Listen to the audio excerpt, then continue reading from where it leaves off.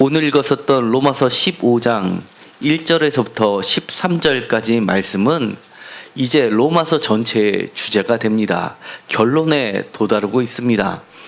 혹자들은 이 12장을 기점으로 해가지고 12장부터는 삶에 관련된 이야기, 윤리로서 11장과 12장을 구분하지만 제가 여러 차례 말씀을 드린 것처럼 결코 구분될 수 없다고 말씀을 드렸습니다. 신학적으로 우리가 이신칭의를 받았다 하는 것이 결국은 무엇이냐, 실증적으로 우리 삶 가운데 그러면 그 의미가 무엇이냐라고 했을 땐 12장부터 이어지는 삶의 예배라는 겁니다. 그 예배가 결국은 다시 오늘 읽었었던 15장 1절에서부터 13절까지 말씀으로 집약되면서 다시 한번 요약적으로 이 이신칭의 믿음과 그리고 신학적 모든 내용이 삶의 부분과 뗄래야 뗄 수 없게끔 엮여져서 다시 한번 풀어놓고 있습니다. 그래서 15장 1절부터 13절까지의 말씀을 보면 이것이 생활에 관련된 이야기, 신앙생활의 윤리에 관련된 이야기인 것 같으면서도 다시금 11장까지 이야기로 다시금 돌아가는 듯한 느낌을 갖게 됩니다. 많은 성경 구절이 인용이 되고 있고 그리고 매우 함축적인 단어들이 신학적 내용을 포함하고 있는 함축적인 내용들이 열거되고 있기 때문입니다. 이 15장 1절부터 13절까지의 말씀은 그야말로 삼위일체 하나님의 그 이야기가 수록이 되어 있습니다. 특별히 인나 위로의 하나님 그리고 예수 그리스도, 우리의 본이 되신 예수 그리스도와 그리고 성령님, 우리를 이끌어 주시고 능력으로 우리에게 삶의 예배가 이루어질 수 있게 하시는 분, 그 모든 삼위일체 하나님에 대해서 모두 언급을 하고 있는 매우 독특한 장이라고 할 수 있습니다. 그런데 이 15장 1절부터 13절까지를 두 개의 단락으로 나눌 수 있습니다. 6절까지의 말씀과 7절부터 13절까지의 말씀으로 둘로 나눌 수 있는데 사실 이것도 1절에서 6절까지의 말씀과 7절에서 13절까지의 말씀이 사실은 같은 내용인데 두 번 다른 표현으로 반복되고 있습니다. 그 구조도 매우 비슷합니다. 하나님에 대해서 이야기하고 예수님에 대해서 이야기하고 성령님에 대해서 이야기하고 그 삼위일체 하나님에 대해서 이야기한 다음에 그리고 나서 구체적으로 이 예배의 자리에 대해서 다시 한번 이야기를 할 때 성경 말씀을 인용하면서 예배로 승격화시키고 있습니다. 그렇기 때문에 이 5절과 6절에 이어지는 하나님께 영광을 돌리게 하라는 이것이 하나의 예배처럼 보여지게 되고 마찬가지로 이 두 번째 단락에 해당하는 것도 많은 말씀과 함께 그 말씀이 찬양에 관련된 이야기로 하면서 예배의 형식으로 끝나고 있기 때문입니다. 결국은 11장과 12장을 구별하는 11장의 맨 마지막이 또 마찬가지로 찬양시로서 예배에 대해서 신학적 내용을 마침과 또 신앙 윤리에 관련돼서 마찬가지로 그 끝도 이렇게 찬양시로서 매듭을 짓고 있다는 것은 전체 구도가 마찬가지로 매우 의도적으로 바울에 의해서 배치되고 있음을 보게 됩니다. 그리고 여기에 보면 이 두 가지 모두 다 하나의 기업문으로서 마지막을 장식하고 있습니다. 우리가 6절을 보면 이렇게 되어 있습니다. 6절 끝이 한 마음과 한 입으로 하나님 곧 우리 주 예수 그리스도의 아버지께 영광을 돌리게 하려 하노라라고 개역개정에는 되어 있지만 표준세번역에서는 원문에 비슷하게 귀원문으로서 번역을 하고 있습니다. 한 마음과 한 입으로 하나님 곧 우리 주 예수 그리스도의 아버지께 영광을 돌리게 해주시기를 빕니다라고 귀원문으로 마치고 있습니다. 그리고 13절도 마찬가지로 개역개정의 소망의 하나님이 모든 기쁨과 평강을 믿음 안에서 너에게 충만하게 하사 성령의 능력 으로 소망이 넘치게 하시기를 원하노라 라고 하면서 마찬가지로 여기서는 기원문을 그대로 쓰고 있는데 이것이 바로 마치 예배를 다 마치고 축도를 받는 것 같은 그런 축복문으로 이어지고 있다는 것이 정말 살아있는 생생한 예배임을 느끼게 해줍니다. 15장 1절에 이렇게 시작합니다. 믿음이 강한 우리는 마땅히 믿음이 약한 자의 약점을 담당하고 자기를 기쁘게 하지 아니할 것이다 라고 권면하고 있습니다. 여기서 믿음이 강한 자와 믿음이 약한 자를 다시 한번 언급합니다. 이것은 14장 1절에 믿음이 연약한 자와 믿음이 강한 자를 비교하면서 이야기했던 연장선상에 있습니다. 다시 이야기하면 로마 교회 구성원이 이방계 그리스도인과 주로 로마계 이방인들로 구성된 기독교인들과 유대계 기독교인들로 구분되어 있는 로마 교회를 이야기한다고 했습니다. 그런데 우리가 지금까지 여러 차례 이야기했으니까 둘의 화합을 이야기하는 것은 이 로마서 전체의 주제라고 했습니다. 왜 화합을 이뤄야 되냐 하면 그것이 곧 교회라는 것이 공동체라는 것이 그리스도의 몸을 이루는 것이기 때문에 화합을 이루는 것이라고 얘기를 했습니다.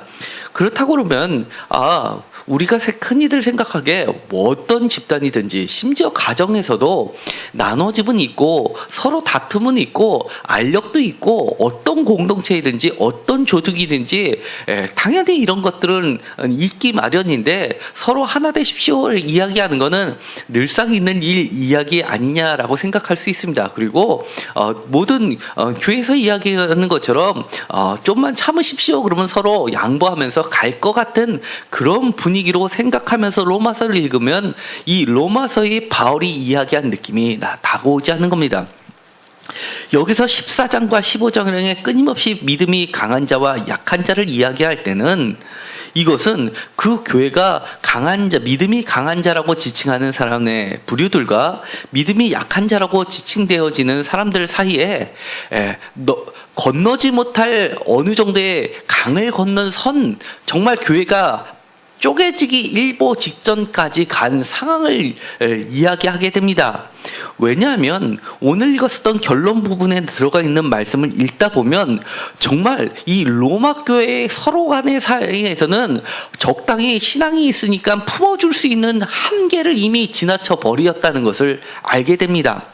이 다음 구절에 보면 이렇게 되어 있습니다. 우리 각 사람이 이웃을 기쁘게 하되 선을 이루고 덕을 세우도록 할지니라 라고 이야기하는 것까지는 우리가 어느 정도 예상이 됩니다. 그런데 3절에 그리스도께서도 자기를 기쁘시게 하지 아니하셨나니라고 하면서 그리스도, 그들이 믿고 있는 양 집단이 믿고 있는 그리스도, 대장 되시는 그리스도를 이야기합니다. 더 이상 그들에게 표본이 있을 수 없습니다.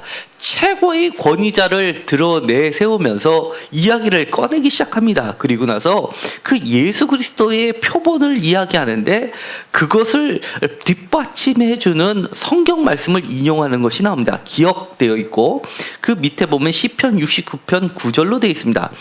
주를 비방하는 자들의 비방이 내게 미쳤나이다 함과 같으냐. 매우 짧게 인용되어 있는 이 구절인데 이 성경 구절을 들은 이유가 있습니다.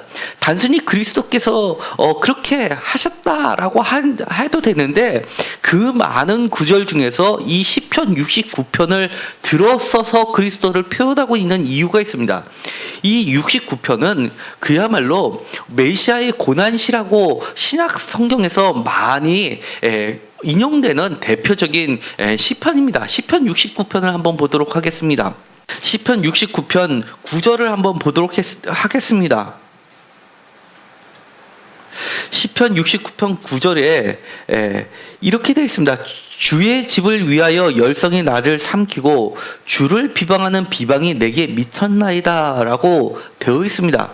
여기서 주를 비방하는 비방이 내게 미쳤나이다 하는 이 구절을 로마서 15장 3절에서 인용하고 있는데 그 전에 있는 주의 집을 위하여 위하는 열성이 나를 삼켰다라고 하는 것은 복음서에서 많이 이용되는 구절입니다. 주의 집을 위하는 열성이 나를 삼켰다라고 하면서 예수 그리스도의 핍박을 이야기할 때 이 구절도 인용이 되었습니다. 7절도 마찬가지입니다. 내가 주를 위하여 비방을 받았으니 수치가 나의 얼굴을 덮었나이다 하는 구절도 마찬가지입니다.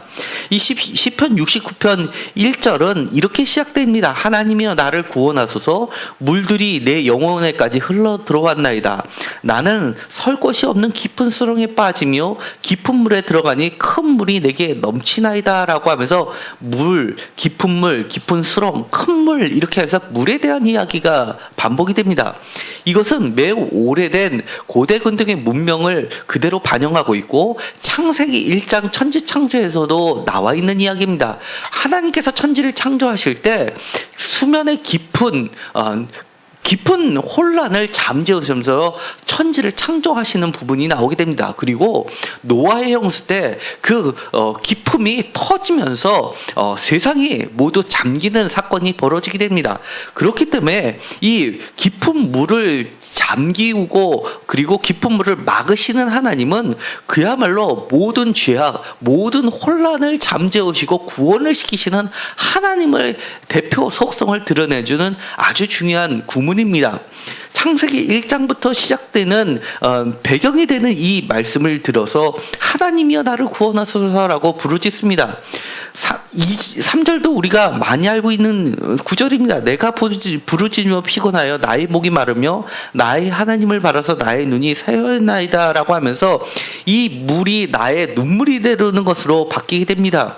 그리고 6절 같은 경우도 마찬가지입니다. 주 만군의 여호와여 주를 바라는 자들이 나를 인하여 수치를 당하게 하지 마옵소서. 이스라엘 하나님이여 주를 찾는 자가 나로 말미암아 욕을 당하게 하지 마옵소서라는 구절은 마태복음에서 예수님께서 나의 이름 때문에 핍박을 받는 자들에게 하나님의 놀라운 축복이 임하는 것을 약속해주는 구절로도 발전됐습니다. 21절입니다. 그들이 쓸개를 나의 음식물로 주며 목마를 때 초를 마시게 하였사오니라는 이 구절도 예수 그리스도에게 적용됐던 말입니다. 특별히 십자가 위에서 신초를 적셔서 융에 찍어서 그리스도께 달아주었던 그 이야기가 생각나게 합니다. 마찬가지로 이 32절에 공고한 자가 이를 보고 기뻐하느니 하나님을 찾는 너희들아 너희 마음을 소상하게 할지어다 라는 이 소생의 이야기와 29절에 오직 나는 가난하고 슬퍼하니 하나님이여 주의 구원으로 나를 높이소서라고 하면서 이 가난한 자와 하나님의 지배하심을 밀접하게 연관시킨 것이 바로 마태복음의 산상수훈회까지 나가게 됩니다. 가난한 자는 복이 있나니 천국이 저희 것입니다. 천국이라는 것은 하나님의 나라가 너희에게 있다라는 말씀에까지 이어지면서 하나님의 지배하심, 즉 메시아의 고난과 하나님의 메시아를 통해서 하나님이 높임을 받으시는 이 모든 과정이 69편에 기록이 되어 있습니다. 그러므로 이 69편은 신약에 와서 메시아 예수 그리스도를 대변해주는 대표적인 시편이 됩니다. 그런데 그 많이 적용됐던 여러 가지 중에서 이 바울은 특별히 고난에 집중을 하고 있습니다. 주님께서 주를 비방하는 자들이 비방이 내게 미침으로 인해서 그러면서도 자기의 모든 것을 내려놓고 자기를 기쁘시게 하지 아니하면서 다른 사람을 위하여 대성을 주시고 결국 우리들을 이렇게 주의 백성으로 불러 세우셨다라는 것을 드러냈는데 이 시편을 인용하고 있다는 겁니다. 그러니까 단순히 어느 정도 참아야지만 되는 상황이 아니라 예수님께서 십자가에 달리는 그 과정까지 가는 수많은 고난의 과정을 겪는 정말 죽음의 순간까지 가게 되는 그런 인내를 필요로 하는 과정이라는 겁니다. 이런 과정이 지금 로마 교회의 양문에 있는 그 두 집단이 서로 느끼고 있는 갈등이라는 겁니다. 죽지 않으면 죽기 살기로 서로를 보지 않겠다라고 할 정도로 돌아서 있는 상태. 그러니까 그들이 화합되려면 예수께서 십자가에 달리는 순간까지 갈 정도로 그렇게 서로에게 서로의 것을 취하지 않고 모든 것을 내어줘야지만 다시금 화합될 수 있는 상황까지 갔다는 것을 전제하고 있다는 겁니다. 그러니까 이들의 화합이라는 게 결코 쉬운 문제가 아닌 겁니다. 그런데 이 바울이 그들에게 예수 그리스도께서 자기를 기쁘시게 하지 아니하셨기 때문에 너희들도 서로의 내가 강하다, 내가 약하다를 떠나서 믿음이 강한 자는 믿음이 약한 자의 약점을 담당하라라고 이야기합니다. 여기서 약한 자라고 이야기하는 것은 14장의 근거에서 볼 때는 두 가지입니다. 음식 문제 때문에 약한 자와 강한 자가 갈라졌습니다. 또 하나는 날 때문에 약한 자와 강한 자가 나눠져 있습니다. 이것은 단순히 우리가 먹는 음식의 문제가 아니라고 그랬습니다. 성찬과 관련되어 있는 문제이기도 하고, 그리고 고기와 채소의 문제로 봐서 유대계의 정결례법이라기보다는 어떤 제의적으로 바쳐져 있던 이방신에게 드려졌던 고기가 헐값에 시장에서 유통되는데 그 고기를 사가지고 먹는 문제, 그 식탁의 문제, 교제의 문제까지 이어진 거라고 말씀을 드렸습니다. 또 주의 날, 이것은 날의 문제가 단순히 쉬운 날의 문제가 아니라고 그랬습니다. 예를 들어서 주님의 날을 지키느냐, 주일을 지키느냐, 안식일을 지키느냐라는 문제까지도 해당될 수 있는 문제라고 말씀을 드렸습니다. 그렇기 때문에 이것이 단순히 양보의 차원이 아니라 우리가 그들이 생각하기에 이것이 내가 하나님을 믿고 예수 그리스도를 믿는다면 이거는 양보할 수 없다라고 서로 버팅기는 그럼으로써 발생한 정말 양보할 수 없을 정도로 갈라진 상태에 있는 중요한 문제들을 덮을 수 있는 유일한 것이 옳고 그름을 떠나서 그리스도께서 자기를 기쁘시게 하지 않았다는 하나의 대원칙을 내세우는 겁니다. 그러면서 이 약한 자라고 하는 것은 결점이 아니라고 이야기합니다. 약한 자는 원어에 보면 스태미나라는 우리가 흔히 쓰는 말이 있습니다. 힘이라고 있는데 이거에 반대를 부정을 붙이는 겁니다. 힘이 없는 자, 다시 이야기하면 하고 싶지만 할 능력이 없는 자들을 의미합니다. 그러니까 믿음이 강한 자라고 하는 것은 지식에 넘쳐서 할 수 있는 것까지 나아간 사람이 하고 싶지만 할 수 없는 자들을 할 수 있게 도와주라고 하는 겁니다. 그것이 바로 담당이라는 겁니다. 단순히 참으라는 게 아닙니다. 여기서 담당이라고 하는 것은 하나의 가이드를 이야기하는 겁니다. 도와주라는 이야기가 되는 겁니다. 그리고 서로의 짐을 지라는 이야기입니다. 그렇기 때문에 자신의 유익을 굳지 않고 모든 걸 내어주신 그리스도를 본받으라고 이야기합니다. 그러면서 또 한 가지 중요한 이야기를 합니다. 15장 1절부터 6절과 7절부터 13절은 대구 형식으로 예배의 형식을 둘 다 완전하게 갖췄다고 이야기했습니다. 그 예배의 중심에는 무엇이 있냐면 하나님의 말씀이 있는데, 마찬가지로 앞에 단락이나 뒤에 단락이나 하나님의 말씀을 바로 거론하고 있습니다. 우리가 방금 읽었던 시편 69편을 예를 들으면서 이렇게 이야기합니다. 무엇이든지 전에 기록된 바는, 성경은 다른 사람을 위한 것이 아니라 바로 우리의 교훈을 위하여 기록된 것이니 라고 이야기합니다. 이것이 그리스도를 드러내기 위해서 사용됐다라는 것은 모두 다 인정합니다. 하나님의 사업을 성취하는 예표로서 드러냈다라는 것은 모두 인정합니다. 그러나 더 나아가서 이 성경은 과거의 사건을 이야기하는 것뿐만이 아니라 현재 우리 삶의 지침이 되고 있기도 하다는 겁니다. 우리의 삶을 실질적으로 지배하는 것이 바로 하나님의 말씀, 성경 말씀이라는 겁니다. 이 성경 말씀은 단순히 교훈을 넘어서 우리가 할 수 없는 것, 우리가 도저히 참을 수 없다고 하는 것, 그것을 인내, 위로를 주는 것이 바로 성경 말씀이라는 겁니다. 인내도 줍니다. 그리고 그 인내하는 자에게 위로도 줍니다. 그것이 바로 위로와 소망을 주시는 인내와 위로의 하나님이 쓰신 말씀이라는 겁니다. 우리가 때로는 세상에 살면서 도저히 우리를 둘러싸여 있는 대적 사이에서 이렇게 시편 69편에서 이야기하는 것처럼 나는 아무 잘못이 없는데 정말 나는 선하게 했는데 오히려 그것이 내가 다른 사람들에게 너무 만만하게 보이거나 아니면 너무나 흠이 없는 게 꼴 보기가 싫어서 대적이 되는 공공의 적이 되면서 나를 공격해 올 때 그때 아무도 나를 도와줄 수 없을 때 나에게 이것을 이기고 그리고 최종적으로 소생할 수 있다라는 소망을 주는 것은 다름이 아니라 하나님의 말씀이라고 이야기하는 겁니다. 그렇기 때문에 우리가 힘들 때일수록 다시금 우리는 어디로 돌아가야 되냐면 하나님의 말씀으로 돌아가야 됩니다. 하나님의 말씀으로 돌아가고 그 말씀의 위로를 받고 그 말씀이 위로를 주시는 그 말씀에 근거해서 우리가 소망을 갖는 것이 결국 우리가 하나님의 뜻을 이룰 뿐만이 아니라 그리스도 예수를 본받을 수 있는 확실한 근거가 되고 있다는 것을 이야기합니다. 그래서 5절에 이렇게 이야기합니다. 이제 인내와 위로의 하나님이 너희로 그리스도 예수를 본받게 해주다는 겁니다. 서로 뜻이 같게 하여 주사.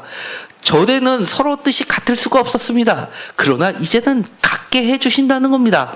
한 마음과 한 입으로 하나님 곧 우리 주 예수 그리스도의 아버지께 영광을 돌리게 하려 하노라 라고 되어 있습니다. 영광을 돌리게 한다는 것은 영광송 그야말로 찬양 예배가 됩니다. 여기서 축복문이 나옵니다. 표준세번역에서는 아버지께 영광을 돌리게 해주시기를 빕니다. 원합니다 라고 축도를 하는 것으로 끝내고 있습니다. 7절에 다시 한번 반복을 합니다. 그러므로라고 하면서 다시 한번 결론을 내줍니다. 그리스도께서 우리를 받아 하나님께 영광을 돌리신과 같이 예수 그리스도는 어떻게 하셨냐면 죄인인 우리들을 원수였던 우리들을 받으셔서 담당하셔서 아까 다른 말로 표현해서 이렇게 되어 있습니다. 믿음이 강한 예수님께서 믿음이 약한 우리들의 약점을 담당하셔서라는 표현하고도 바꿔 쓸 수 있는 겁니다. 그리스도께서 우리를 담당하셔서 하나님께 영광을 돌리셨다라고 이야기합니다. 그러므로 너희도 서로 받으라라고 이야기합니다. 내가 말하는 이 그리스도께서 하나님의 진실하심을 위하여 할례의 추종자가 되셨으니 이는 조상들에게 주신 약속을 견고하게 하시고 이방인들도 그 긍휼하심으로 말미암아 하나님께 영광을 돌리게 하려 하심이라 라고 이야기합니다. 마찬가지로 아까 6절에 읽는 것처럼 영광을 돌리게 하셨다라고 이야기합니다. 그런데 이 예배를 드리는데 예수님께서 하나님께 진정한 예배를 드리는데 이해하기 힘든 말을 하나 꺼냅니다. 8절에 할례의 추종자가 되셨으니라고 이야기합니다. 할례의 추종자라고 하면 전에는 할례의 수종자라고 하는 것을 개역개정에서는 추종자로 바꿨습니다. 이것은 표준 세번역에 보면 기억하고 각주의 유대 사람을 가리킨다라고 이야기합니다. 할례의 추종자라고 하면 관용으로서 유대 사람을 이야기하기도 합니다. 그런데 원어에서는 이렇게 되어 있습니다. 할례의 디아코논이라고 되어 있습니다. 다시 이야기하면 디아코노스라는 집사가 생각납니다. 친교를 하는 사람입니다. 대표적으로 집사하면 우리가 스테반 집사가 생각이 됩니다. 사도들이 하지 못했던 일, 그것이 뭐였습니까? 사도행전에 보면 헬라파 기독교인과 유대파, 히브리파 기독교인들 사이에 반목이 새기고 서로 갈라지게 되니까 그것을 화합시키기 위해서 지혜가 충만한 자 7명을 뽑게 됩니다. 그런 사람들이 바로 디아코노들입니다. 바로 집사들이었습니다. 그들이 했던 것은 단순히 우리가 생각하는 집사, 권사, 장로의 그런 직책이 아니라 사도의 역할을 분담했던 사람이라고 말씀을 드렸습니다. 거의 사도의 역할을 했던 사람들입니다. 이 사람들이 것이 바로 예수님이 다시 이야기하면 할례의 집사가 되었다라고 이야기한 겁니다. 이 말은 무엇일까요? 할례의 추종자는 유대인들을 이야기한다고 했습니다. 그리고 또 글자 구도로 한다면 할례의 집사, 예배자, 말씀 전하는 자 또는 제사 집행자라고도 번역할 수 있습니다. 그러니까 유대인들을 통해서 예수님이 나오셨지만 그 뒤에 말입니다. 이방인들도 그 긍휼하심으로 말미암아 하나님께 영광을 돌리게 하려 하심이다라고 이야기합니다. 우리가 예수 그리스도가 모두 자유를 선포하셨다면 아예 처음부터 예수님께서 이방인에서부터 출발하시면 될 것인데 왜 하필이면 바울이 그토록 이야기하는 할례로부터 자유롭자라고 얘기하면서도 왜 할례의 추종자를 통해서 예수님이 나오셨냐라는 것을 이야기하는 겁니다. 다시 이야기하면 예수 그리스도는 이방인만을 위한 것이 아니라 유대인들도 위함이고 이 모두를 디아코노스 집사들처럼 화목케 하는 자로서 오셨다는 것을 드러내기 위해서 할례의 집사라고 표현한 겁니다.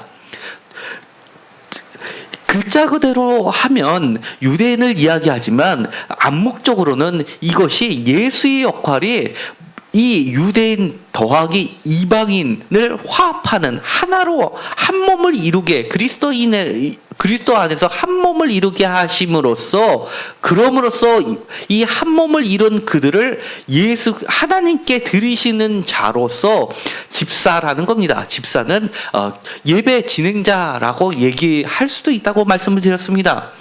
그럼으로써 이 조상들에게 주신 약속도 견고하게 하시고 이방인의 유대인들의 유산, 로마서 이야기하는 건 예배도 있었고 말씀도 있었고 여러 가지가 있었습니다.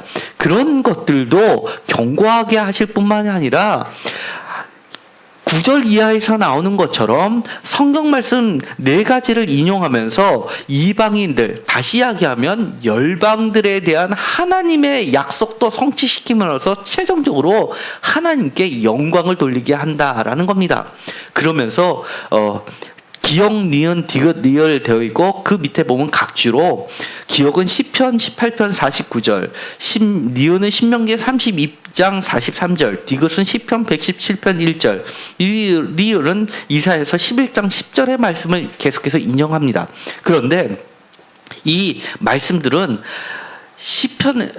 모세오경에서 하나, 시편에서 둘, 그리고 선지서에서 하나를 채택합니다. 그러니까 성경 전체가 다 무엇을 얘기하게 하냐면 기억에 보면 열방이 나오고 니은에도 열방이 나오고 그 다음에 디귿에서도 열방이 나오고 리을에서도 열방이 나옵니다. 그러니까 유대인을 위한 그리스도뿐만이 아니라 모든 이방인을 포함한 모든 이방인을 피한 열방이라고 하면 바로 유대인도 포함되는 겁니다. 그렇기 때문에 모두를 위한 하나님의 뜻이 그리스도 안에서 성취가 되었듯이 그렇기 때문에 우리도 그리스도가 그렇게 하셨기 때문에 우리도 그렇게 해야 된다라고 이야기를 하는 겁니다. 우리는 할 수 없지만 예수 그리스도께서 성경 말씀을 통해서 위로와 인내를 통해서 결국은 하나님의 뜻을 온전히 실행하셨던 것처럼 우리도 할 수 없지만 이 성경 말씀을 통해서 인내를 배우고 또 이 성경 말씀을 통해서 우리가 소망을 갖게 되면 결국 소망의 하나님, 인내의 하나님께서 이 모든 것을 이루시게 하신다라고 말씀을 하는 겁니다. 그러므로 내가 열방 중에서 주께 감사하고 주의 이름을 찬송하리로다. 열방들아 주의 백성과 함께 즐거워하라. 모든 열방들아 주를 찬양하며 모든 백성들아 그를 찬송하라. 열방을 다스리기 위하여 일어나시는 이가 있으리니 열방이 그에게 소망을 두리라 라고 하면서 결국은 이 소망이 예수 그리스도 안에 있고 그 예수 그리스도의 소망이 결국은 소망이신 하나님, 말씀이신 성경, 그리고 그 말씀이 해석되어지는 성령의 능력, 이것들이 결국은 같이 엮여지면서 삼일체의 근거 아래서 이 소망이 기쁨이 되고 위로가 되는 것을 보여주고 있는 겁니다. 그래서 13절에 이렇게 이야기합니다. 소망의 하나님이 모든 기쁨과 평강을 믿음 안에서 너희에게 충만하게 하사 성령의 능력으로 소망이 넘치게 하시기를 원하노라 라고 기원문을 합니다. 우리가 축도를 할 때 대표적으로 하나님과 예수님과 성령님의 이름을 빌려서 축도를 합니다. 마찬가지로 여기 안에서 보면 사실은 이 모든 것이 14절 12절까지 포함하면 바로 소망이 그에게라고 있으니까 예수 그리스도와 하나님과 바로 성령님 모두를 언급하시면서 축도를 하는 것으로 끝나게 되는 겁니다. 이것을 보면서 다시 한번 이 로마 교회가 정말 쉽지 않은 결단을 해야 되고 쉽지 않은 과정을 겪어야 되는 것을 우리는 짐작할 수 있게 됩니다. 정말 쉬워서 그래 요 정도는 내가 양보해야지가 아니라 정말 죽자 살자 십자가에 죽냐 마느냐까지 가는 상황까지 그들이 자신을 내어놓아야지만 할 수 있는 일을 지금 바울이 언급하고 있는 겁니다. 이 말씀을 통해서 우리 자신들도 사실은 교회를 하나 되게 하는 것 이거는 우리가 어느 정도 훈련이 되어 있습니다. 그러나 이번 주일날 설교를 했던 것처럼 이 교회를 넘어서 세상과 그리고 세상 권력과 그리고 국가와 세계까지 그리스도의 몸으로 화합하는 데까지는 사실은 이 로마 사람들이 로마에 있는 교회가 하나 되기 위한 과정들이 쉽지 않은 것처럼 우리들도 사실은 쉽지 않습니다. 도저히 용납할 수 없는데 하나님의 말씀에 근거해서 우리가 인내할 수밖에 없고 성령님과 하나님을 의지해서 하나님이 주시는 위로를 통해서만이 우리가 다시금 인내할 수 있고 결국은 소망하고 믿음 안에서 성취할 수 있다는 것 이것은 우리가 로마서를 통해서 다시 한번 깨닫는 겁니다. 하나님이 원하시는 것, 하나님이 이루시려는 것 쉬우니까 이루시려는 것 아닙니다. 너무나 우리로서는 할 수 없는 것이었기 때문에 하나님 자신인 예수 그리스도를 통해서 이루셨고 그로 인해서 우리도 이룰 수 있는 통로를 마련해 주신 것이라는 것을 다시 한번 깨닫게 됩니다. 이런 말씀을 보면 사실은 우리가 하나 되게 할 수 없는 게 뭐가 있겠습니까? 이 정도의 과정을 겪으면서 정말 다 내려놓고 하나님 말씀만 붙잡고서 그래야지만 하나 될 수 있는 것들이 바로 로마서에 기록이 되어 있는데 사실 우리 세상에 살면서 다 내려놓고 하나님만 붙들어야지만 화합할 수 있고 하나로 될 수 있고 한 몸을 이룰 수 있는 게 과연 얼마나 있을까요? 그렇게 많지는 않을 겁니다. 그럼에도 불구하고 오늘 로마서는 그것이 영적 예배라고 이야기를 하는 겁니다. 그것이 소망이라고 이야기하는 겁니다.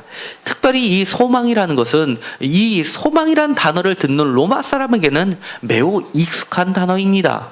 특별히 그리스 로마 신화가 익숙한 그들에게 있어서는 이 소망이라는 것은 우리가 기독교에서 이야기하는 믿음, 소망, 사랑의 이 소망하고는 차원이 다릅니다. 왜냐하면 우리가 아주 잘 알고 있는 판도라의 상자라는 것이 있습니다.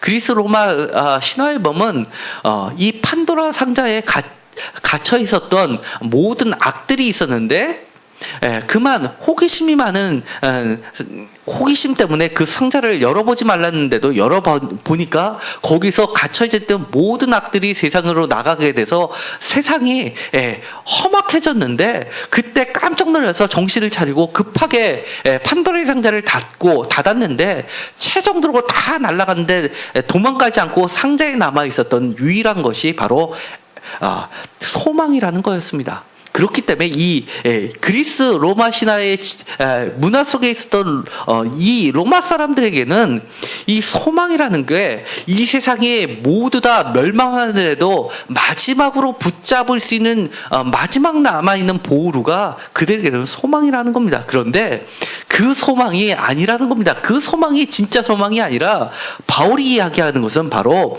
소망의 하나님이 진짜 소망이라고 하는 겁니다. 이 소망의 하나님은 믿음 안에서 우리에게 기쁨과 평강을 넘치도록 주시는 분이라고 이야기합니다. 우리가 때로는 지치고 힘들고 이것이 정말 내가 더 이상 갈 수 없는 것이라고 할 때 우리에게 주신 하나님의 약속이 있습니다. 그것이 바로 소망을 갖고 있고 위로를 갖고 있는 성경의 말씀입니다. 바울은 우리에게 매우 중요한 이야기를 해줍니다. 바울이 로마서를 전체의 편지를 쓰면서 다른 서신들과는 다르게 가장 많이 성경 구절이 들어가 있는 것이 바로 로마서입니다. 다른 복음서, 심지어 복음서보다도 이 로마서가 훨씬 더 다량의 성경 구절들이 들어가 있습니다. 이 짧은 16장의 장인데도 불구하고 성경 말씀이 곳곳에 들어가 있는 것은 그만큼 바울이 어떻게 성경을 바라보고 그가 신앙생활을 하는데 성경이 어떤 위치를 차지하고 있는지를 단편적으로 보여주는 겁니다. 우리가 그리스도께 더 나아가고 싶습니까? 그러면 하나님의 말씀, 성경 말씀을 늘 가까이 하시기 바랍니다. 왜냐하면 그 성경 말씀이 결코 없어지지 아니하고 과거의 사실을 기록한 것으로 그치는 역사책도 아니고 지금도 우리에게 희망과 위로를 주는 유일한 책이기 때문에 그렇습니다. 오늘도 이 말씀을 통해서 이것이 2000년 전의 이야기가 아니라 지금서 살아 역사에서 우리에게 정말 살아있는 희망이요 살아있는 위로가 되시는 말씀이 되기를 여러분들과 저에게 축원드립니다. 기도하고 마치기로 합니다. 하나님, 오늘 로마서의 결론의 말씀을 읽게 됩니다. 정말 웅장한 두 편의 예배를 드린 것 같습니다. 이 넘쳐흐르는 찬양과 감사를 통해서 그 가운데 있는 하나님과 성령님과 예수 그리스도를 본받게 하여 주시옵시고 그 중심에 하나님의 약속인 이 말씀을 오늘도 살아있는 하나님의 말씀, 생명의 말씀, 위로의 말씀, 희망의 말씀을 우리가 받아들여서 우리 앞에 놓여있는 여러 가지 그리스도의 몸을 방해하는 세력들을 뛰어넘어서 그 모든 것을 하나 되게 해서 하나님께 드려지는 그런 귀한 영적 예배를 드리게 하여 주옵소서. 예수 그리스도의 이름으로 기도드렸습니다. 아멘.